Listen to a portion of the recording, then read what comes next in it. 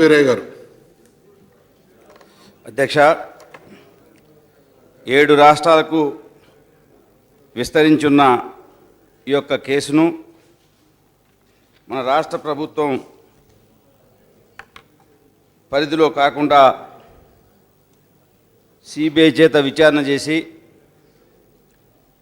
వాస్తవాలు బయటకు వచ్చే విధంగా రాజకీయ కక్ష సాధింపు కాకుండా వాస్తవంగా ఇందులో ఎవరైతే పాల్గొన్నారో వాళ్ళ మీద చర్యలు తీసుకునే విధంగా ప్రభుత్వం చేయాలని చెప్పి నేను విజ్ఞప్తి చేస్తూ ఉన్నాను. ప్రధానంగా ఈ యొక్క గ్యాంగ్స్టర్కు సహకరించే దాంట్లో 12 సంవత్సరాల క్రితం అధికారం కోల్పోయిన పార్టీని కొంతమంది పెద్దలు విమర్శిస్తున్నారు. అందులో ఎదిగిన వాళ్ళు ఈరోజు రాజకీయంగా అధికార పార్టీలోకి రావచ్చు. మరి ఆ కాలంలో వారు ఏ రకంగా చర్యలు తీసుకున్నారో కూడా మరి చెప్తే బాగుండేది. ఇది రాజకీయ పార్టీల మధ్య కాకుండా వ్యవస్థలో ఉన్న లోపాలని దృష్టిలో పెట్టుకొని చట్టాల్లో ఉన్న లొసుగును ఆసరాగా చేసుకొని ఇట్లాంటి శక్తులు ప్రయత్నిస్తున్న క్రమంలో ఏ పార్టీ ప్రభుత్వం అధికారంలో ఉన్నా కఠినంగా వ్యవహరించాల్సిన అవసరం ఉందని చెప్పి నేను విజ్ఞప్తి చేస్తూ ఉన్నాను. ఈరోజు ప్రధానంగా ఆ డైరీలో కొంతమంది పేర్లు ఉన్నాయని, అది రాజకీయ నాయకుల పేర్లు అని చెప్పి పత్రికల్లో కథనాలు రావటం జరిగింది.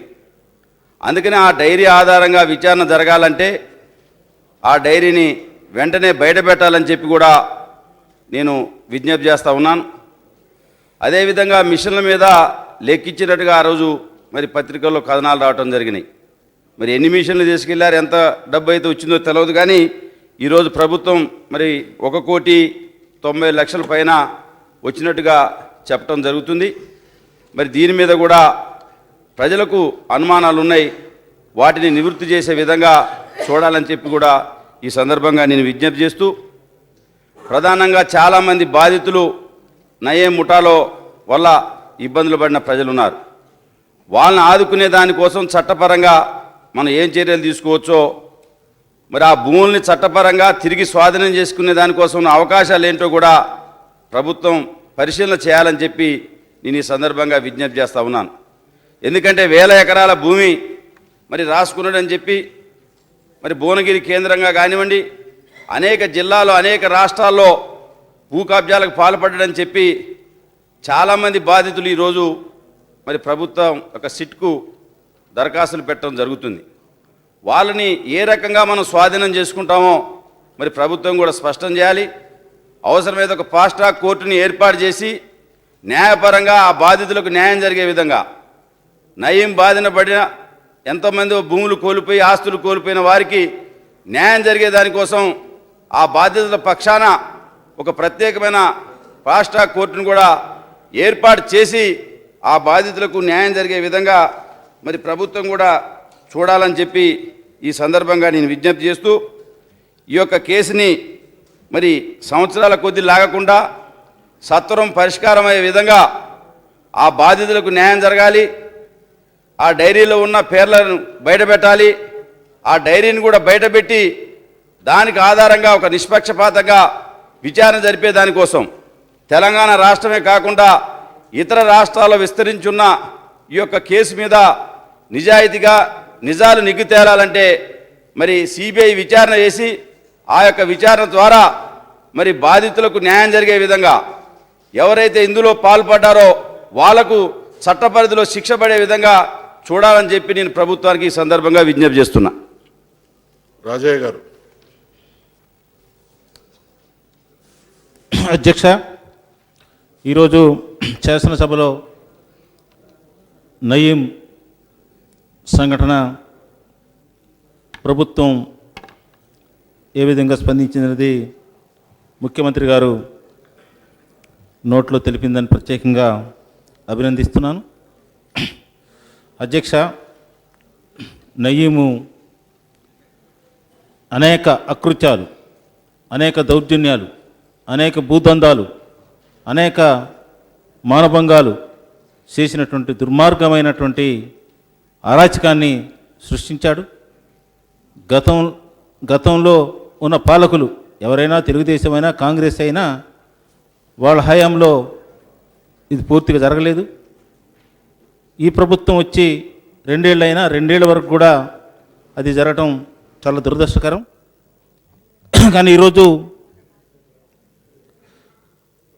రాజకీయ నాయకులు అధికారులు కలిస్తే అటువంటి నయం లాంటి దుర్మార్గులకి ఊతం ఇచ్చిన పరిస్థితి వస్తుంది. దాన్ని కఠినంగా, ఎందుకంటే ప్రభుత్వం దాన్ని కఠినంగా వివరిస్తున్నట్టుగా ముఖ్యమంత్రి గారు చెప్పారు, చాలా సంతోషం. కానీ చెప్పటమే కాదు, దాన్ని కఠినంగా వ్యవహరించి ఉదారంగా లేకుండా ఇలాంటి సంఘటనలు జరగకుండా ప్రభుత్వం పటిష్టమైన చర్యలు తీసుకోవాలి. ఎంతటి వాడైనా ఏ స్థాయిలో ఉన్నా రాజకీయ నాయకుడా, అధికారా, లేకపోతే గ్యాంగుకి సహకరించినటువంటి వారందరినీ కఠినంగా శిక్షించాల్సిన అవసరం ఈరోజు ఎంతైనా ఉంది. దానికి ఎందుకంటే ఇది చాలా నయం నేర సామ్రాజ్యాన్ని ఏర్పాటు చేసి హైదరాబాదు నగరం, దాంతోపాటు తెలంగాణ, ఇతర రాష్ట్రాల్లో కూడా ఈ దుర్మార్గాన్ని అనేక వేల కోట్ల రూపాయలు, వేల ఎకరాలు ప్రభుత్వం నిర్దేశించిన దాంట్లో 1000 చిల్లర చెప్పారు ముఖ్యమంత్రి గారు. తన వేల ఎకరాలని తన సామ్రాజ్యాన్ని విస్తరించి అనేక ద్వంద్వాలు, దౌర్జన్యాలు చేశాడు. దాని విషయంలో ఎట్టి పరిస్థితుల్లో రాజీ పడొద్దు. దానికి ఎందుకంటే ఇవాళ చాలామంది చిన్నవాళ్ళు ఇల్లు కట్టుకోవాలన్నా, ఇల్లు కొనుక్కోవాలన్నా సామాన్యుడు ఇవాళ నిలబడే పరిస్థితి లేదు. అటువంటి పరిస్థితిలో నయ్యమే ఒక సామ్రాజ్యాన్ని ఏర్పాటు చేసి ఇన్ని దురాఘాతాలకి ఇంతమందిని తనకు అనుసర గ్యాంగ్ని వ్యవహరించినటువంటి పరిస్థితి చాలా దిగ్భ్రాంతి కలిగిస్తుంది. ఎందుకంటే ఆయన జరిగినటువంటి నయీం ద్వారా జరిగినటువంటి అన్యాయాన్ని నేరుగా ప్రభుత్వానికి కానీ అధికారులు కానీ చెప్పుకోవడానికి పబ్లిక్ డెమోన్స్ట్రేషన్ ఉండాలని సిపిఎం పార్టీ డిమాండ్ చేస్తుంది. అదేవిధంగా ఇక్కడ ఉన్నటువంటి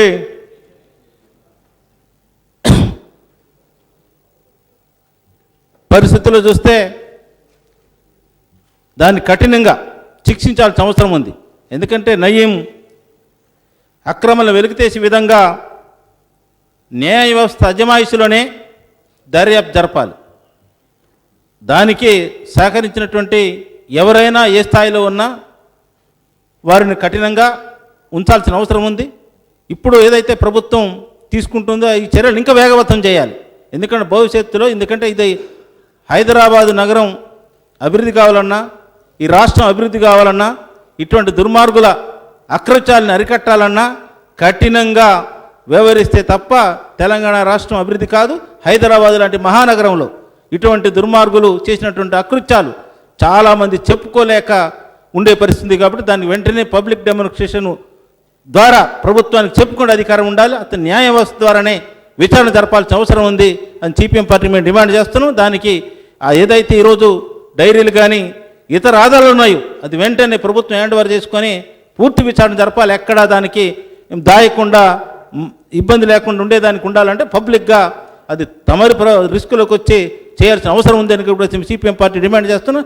దీనికి ఎక్కడ ఎటువంటి అనుమానాలకు అవకాశం లేకుండా ఉండేదానికి ఉండాలంటే పారదర్శకంగా ప్రభుత్వం ఆ విధంగా వ్యవహరించి ఇటువంటి దుర్మార్గాలు జరగకుండా ఇటువంటి దుష్టశక్తుల్ని, ఎందుకంటే వాళ్ళు ఉగ్రవాదం పేరుతో, తీవ్రవాదం పేరుతో ఈరోజు ఏజెన్సీలో మన ప్రాంతంలో మన రాష్ట్రంలో ఉంటుండే అకృత్యాలు జరగకుండా ఉండాలంటే పూర్తి ఫుల్ స్టాప్ పెట్టాలని సిపిఎం పార్టీ తరఫున నేను డిమాండ్ చేస్తున్నాను. రామలింగారెడ్డి గారు.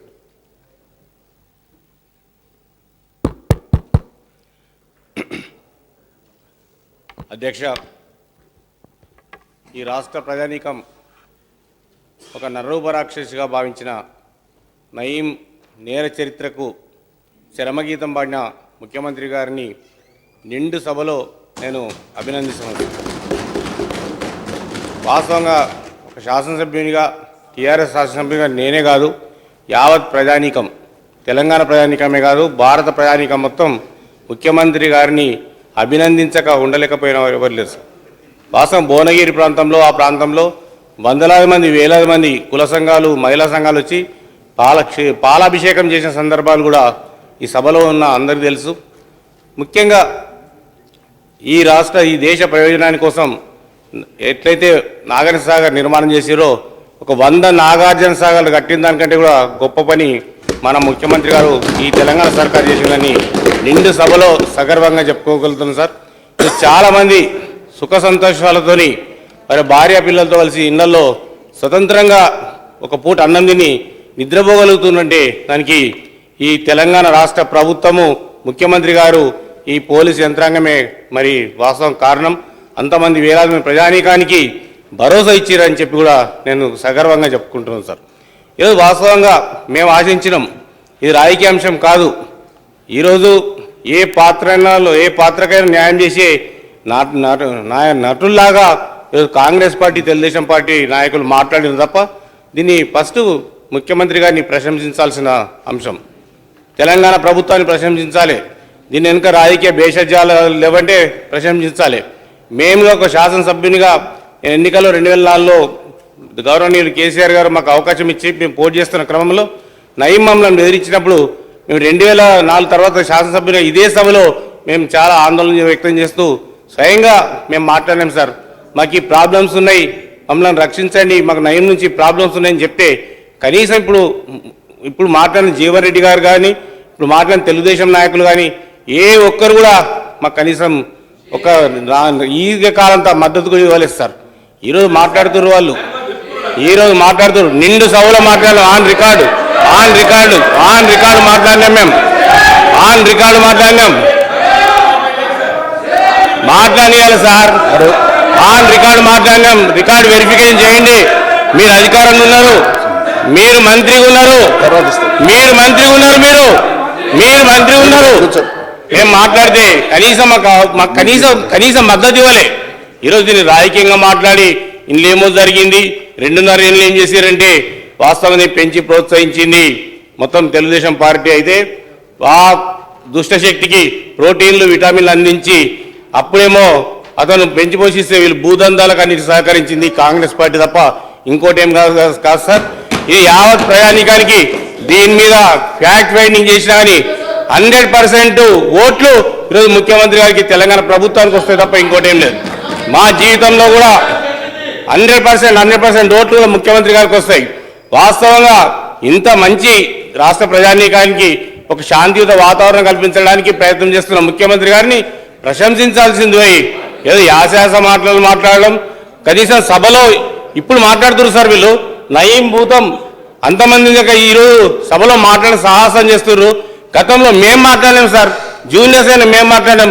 మీరు ఒక్కరోజైనా ఎక్కడైనా ఎందుకు ఒక మీడియా పాయింట్ దగ్గర అయినా కానీ ఒక సభలో కానీ మీరు ఎందుకు మాట్లాడలేదు, ఈ నయీం ఏం చేస్తున్నారు, మీ ప్రభుత్వాన్ని మీరు ప్రశ్నించలేదని చెప్పి ఈరోజు నిండు సభల నుంచి మేము ప్రశ్నిస్తున్నాం సార్. ఏది ఏమైనా ముఖ్యమంత్రి గారికి మేము హృదయపూర్వకంగా నేను కాదు ఈ తెలంగాణ ప్రజానీకం తరఫున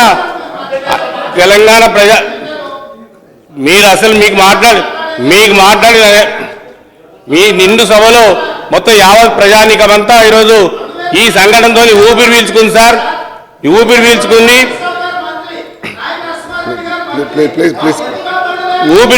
సార్. అసలు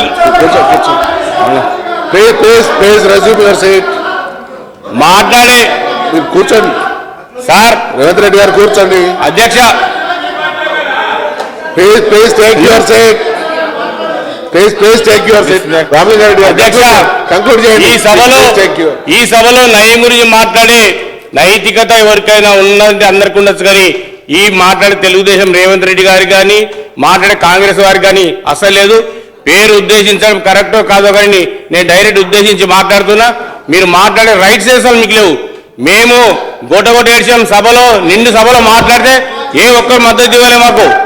ఈరోజు మేము 100% మరొకసారి ముఖ్యమంత్రి గారి రాష్ట్ర ప్రయాణికం అభినందిస్తూ మేము ముగిస్తున్నాం సార్.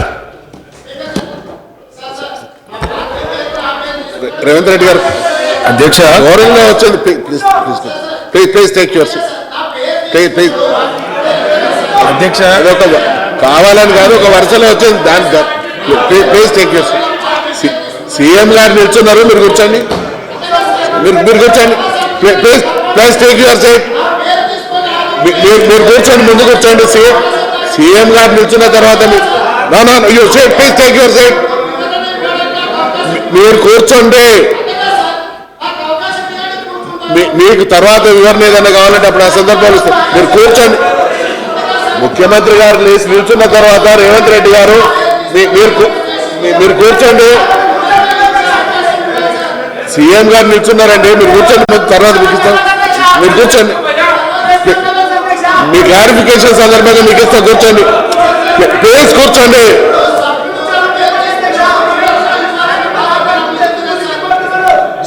సీఎం గారు అంతసేపు నిల్చున్న తర్వాత కూడా మీరు కూర్చునే సంస్కారం లేపెట్టి దాని మీకు తర్వాత సీఎం గారు రిప్లై తర్వాత క్లారిఫికేషన్స్ అప్పుడు ఇట్లా మీరు మాట్లాడదలుచుకుంటే మాట్లాడు.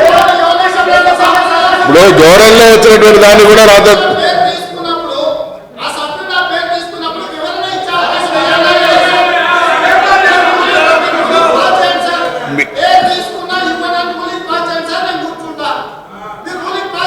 ఆయన పాసింగ్ గా మాట్లాడిండు. ఆ రోజున ఆయన ఆవేదనను వ్యక్తం ఇప్పుడు మిమ్మల్ని మీ మీద అలిగేషన్ చేయలేదండి. ఆ రోజు ఉన్నటువంటి పరిస్థితుల్లో తన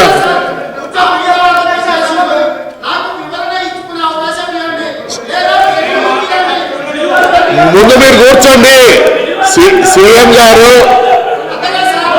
మీరు ముందు కూర్చోండి. రేవంత్ రెడ్డి గారు, నేను I don't allow you to speak.